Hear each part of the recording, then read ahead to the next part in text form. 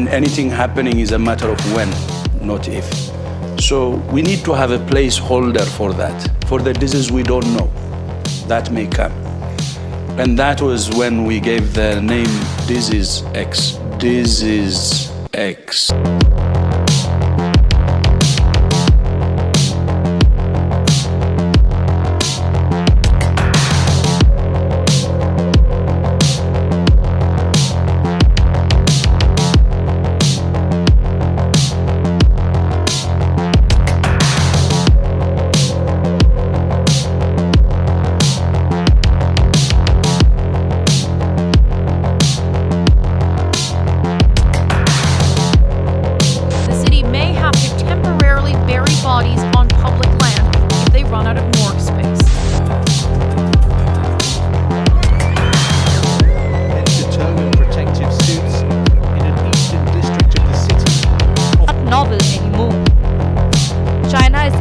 For being the host country to the novel coronavirus, misleading the WHO and blaming other countries.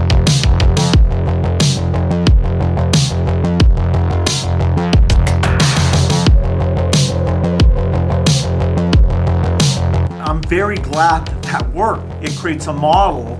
China was the first to have to deal with this, but now what China did is helping the rest of the world.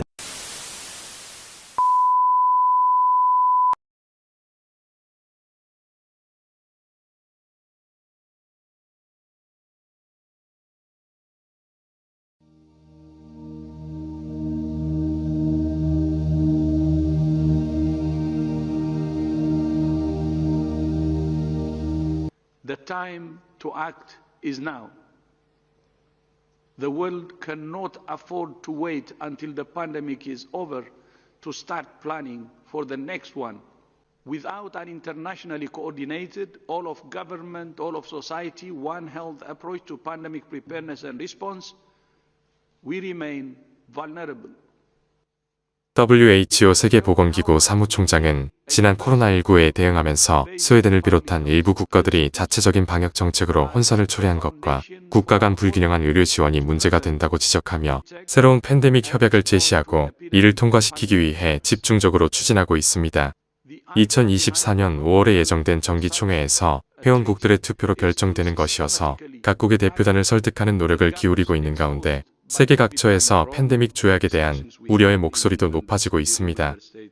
WHO is going to establish a classical totalitarian structure and wants to make sure that the value of the national constitutions become zero. And if you analyze well these international health regulations, you will find 5 elements that show that very clear. Number one, there's a mechanism of self-empowerment that already exists today, but which will be enlarged to a horrible extent.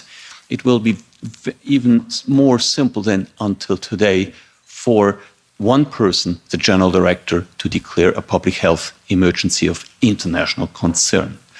I spare you with the details, but he can simply just say the word into the microphone. Second element, all what WHO will publish under the title of recommendations will become mandatory. Many officials who say the opposite, who say, no, this will just be recommendations, not mandatory, that's not true. They will become mandatory. Number 3, fundamental rights.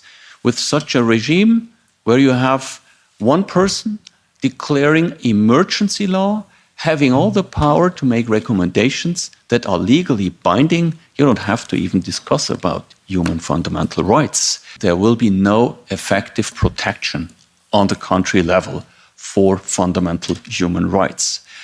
Number 4 is specifically frightening, that clearly say WHO shall be the only sole institution on the planet that will be allowed to define what is the truth in health matters, including censorship.